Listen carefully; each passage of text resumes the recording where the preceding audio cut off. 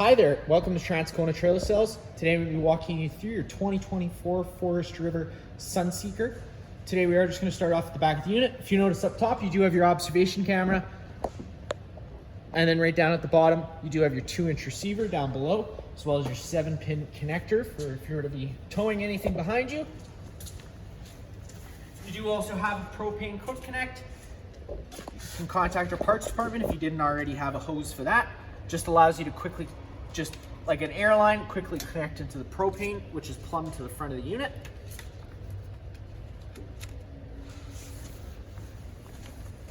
Along this side here, if you open up this back compartment, you do get access to a big storage area. All the storage compartments do have these little drain valves.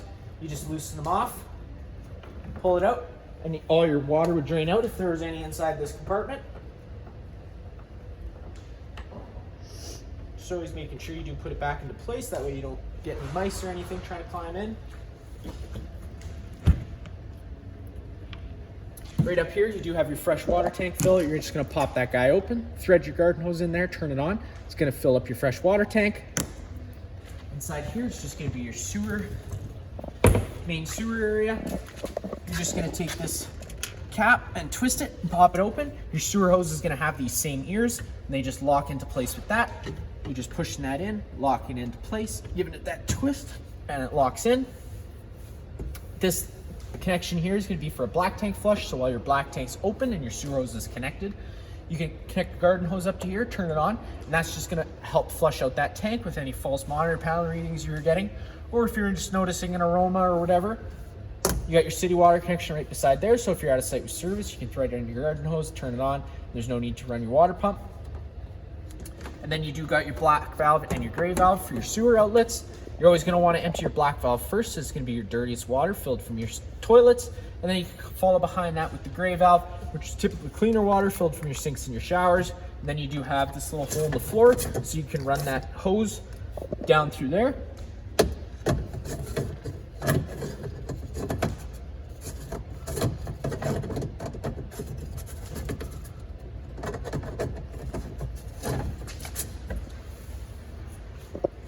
You got your twist lock connection right next to that. Just take a note of that L there. It lines up with this L here. You just push that into place. 8th turn to lock it into place, and then you got that threaded collar to really lock it down. If you follow that cord back, you do have your standard 30 amp plug in. Most campsites should have this, and you can plug right on in, but let's say you're at home and you want to run that fridge, or your campsite only has 15 amp service. We do include a 15 amp park adapter. Just keep it in mind whenever you're using that adapter, you're going down to 15 amps of power, so you won't be able to run something like your air conditioner.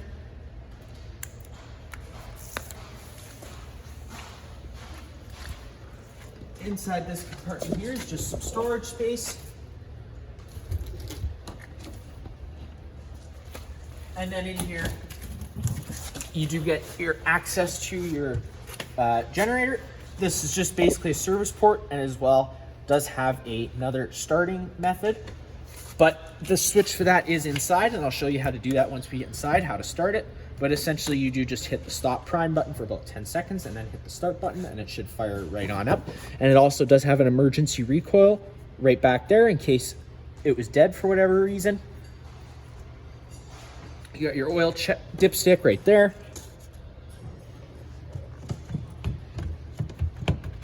Cover just comes off nice and easy and then locks into place.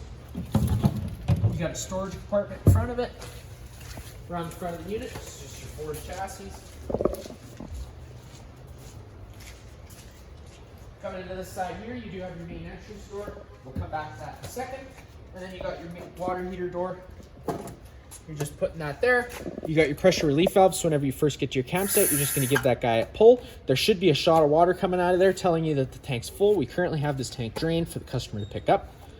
I'm going to go over a reset procedure once I go inside. The button I'm going to refer to is just right here, and then you do have that 1 1/8" drain bolt right down at the bottom.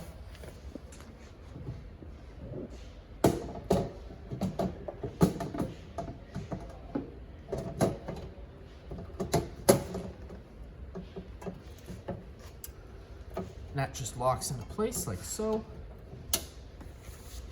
Some more storage space on this side here. And then you do have your propane space, opening that guy up. You do have your valve. You just turning that all the way counterclockwise to open that up, and you would turn it clockwise to close it. Opening it allows the flow of propane to the unit. You got your furnace exhaust right here, so whenever your furnace is running, this is going to be blowing out hot air, so just be mindful of that. And then inside this compartment here, you do get this little back door that's just on its own little latch here. You're just going to open that up, and that gives you access to your water pump for winterization. And this little valve here is going to be for your fresh tank drain. And that's going to be all for inside there. You also have, again, another little drain plug because sometimes water does leak in there from winterizing. And then if you close that up, right underneath the floor here, you got this little red line. This is going to be your low point drain for your hot. You're just going to twist that cap off, and it's going to allow all the water inside the hot line to drain. And then inside this back storage compartment, this is where we store your 20-foot sewer hose, as well as your 25-foot water hose and that 15-amp park adapter I told you about earlier.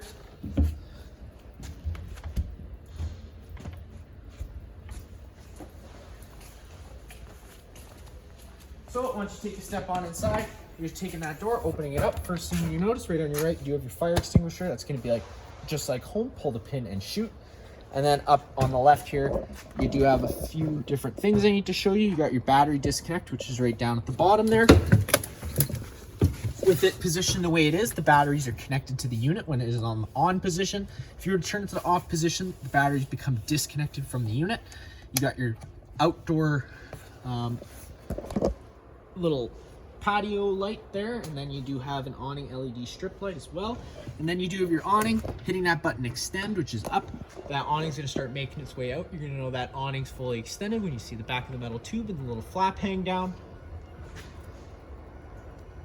Bringing it in is just as simple as pushing that retract button once you do have your arms pushed back straight.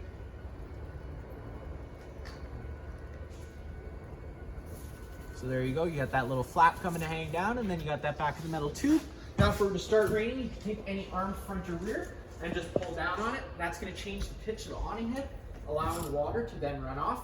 Now if you like that angle better, you can do the same thing with the front arm, just always making sure that you do push them back to straight,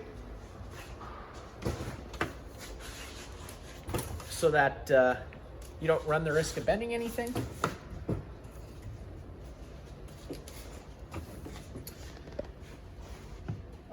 I'm just going to take a step in and turn on some lights in here so we can actually see something.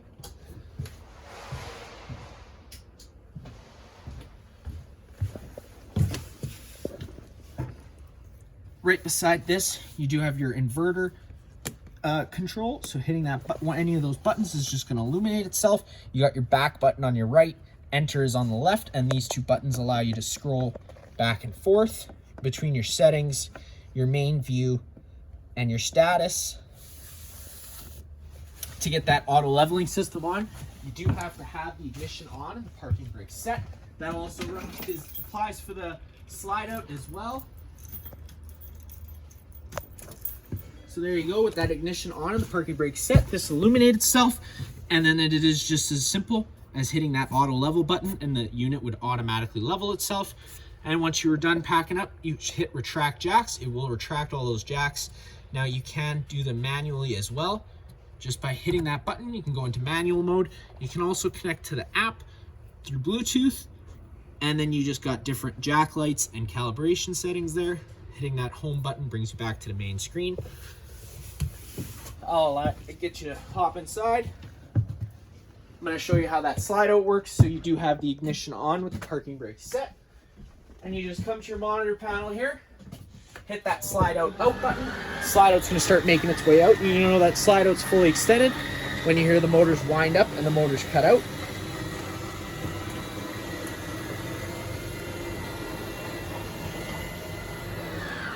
And there you go.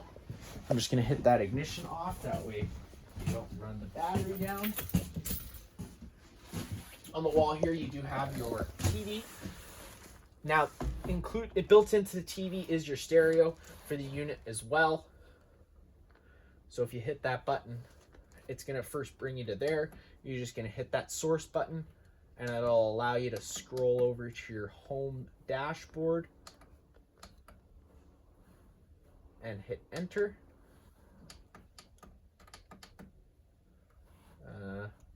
Sorry, I don't have the remote.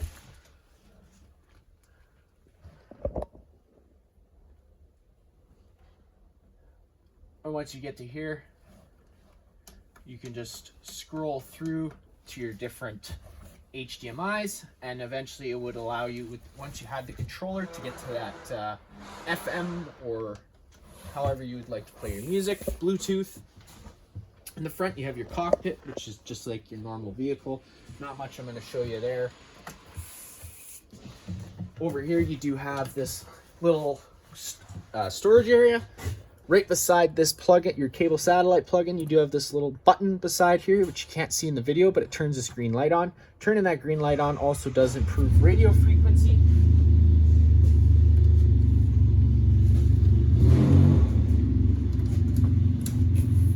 Inside the kitchen area, you got your sink with hot and cold water, some storage space above. You're going to notice this false panel here. If you take these 4 screws out, this panel is going to pop out of place, and it's going to give you access to those bypass valves for your water heater for winterization. This couch, which does have your seat belts, so you're allowed passengers while traveling, does flip out into a bed as well. You're just grabbing the foot of the bed and pulling out, and it allows that couch to flop out. And then just grabbing the foot of the couch and the top of the couch will allow you to flop that back in. All the blinds in the unit do work the same way. They just kind of sit where you leave them, and then you just give them one pull and they retract themselves back up. You got storage all above in the slide out. You do have some lights above here, which also apply for above your stove. Getting that stove to light is pretty simple. You're just opening up this cover. And one thing I'll mention with the stove, to get the igniters to actually work, you do have to press this little button here, which turns on the illumination for the lights, which just supplies the 12 volt. And then you're just turning that over to high/light while pushing in, and it fires right on up. Always being careful with this cover, as it is glass and it can break easy. Down below, you got your convection oven. Right below that, you do have your breaker/fuse panel. Whenever a breaker trips, it's going to sit in the middle, so you do just have to turn it off and then back on again to reset it.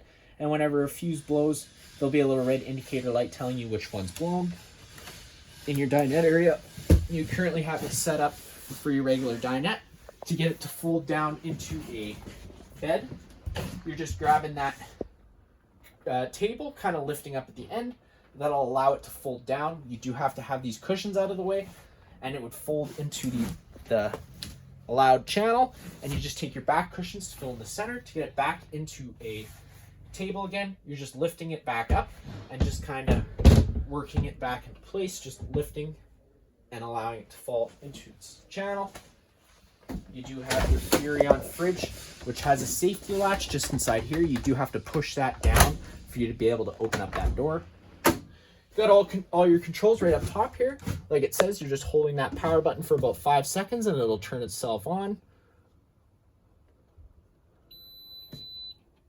And then you got your fridge control and your freezer control.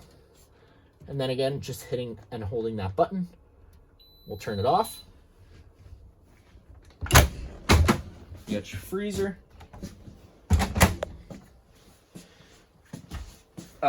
One thing I'll mention is the stove and the furnace both run off propane. You got your LP detector right down here. Propane's heavier than air. That guy starts going off, you're going to want to turn off your main supply of propane to the unit. And open up some windows and turn on that vent just to ventilate it out. Which brings me to the vent in the slide out area here. Like it says right here, you're just going to pull that down to unlock it, which will then allow you to open it. And then you just got your power button right on the, pushing that turns it on to its lowest settings. Pushing it 3 more times will go to its highest settings, and anywhere in between, and then just fan off. And then always making sure that you can bring this down whenever you're traveling or it starts raining. And you can just lock it into place just by pushing up, and that won't allow it to open by itself at all. On the wall here, you do have your monitor panel system, we got the slide out button, which I've already showed you. Turning this button on does turn on the driver's side rear light, which is right above your sewerage area. Allows for some light if you're dumping at night. You got your water heater section here. You can fire it on either gas or electric. If you do fire it up on gas, you're just hitting that button. This fault light's going to come on. Water heater is going to try lighting itself 3 times. If on the 3rd try it doesn't light, the light's going to stay on. At that point, you have to turn the switch off. Go hit the reset button I showed you earlier, and then turn this back on, and it'll try relighting itself. You got your water pump switch, turning that on.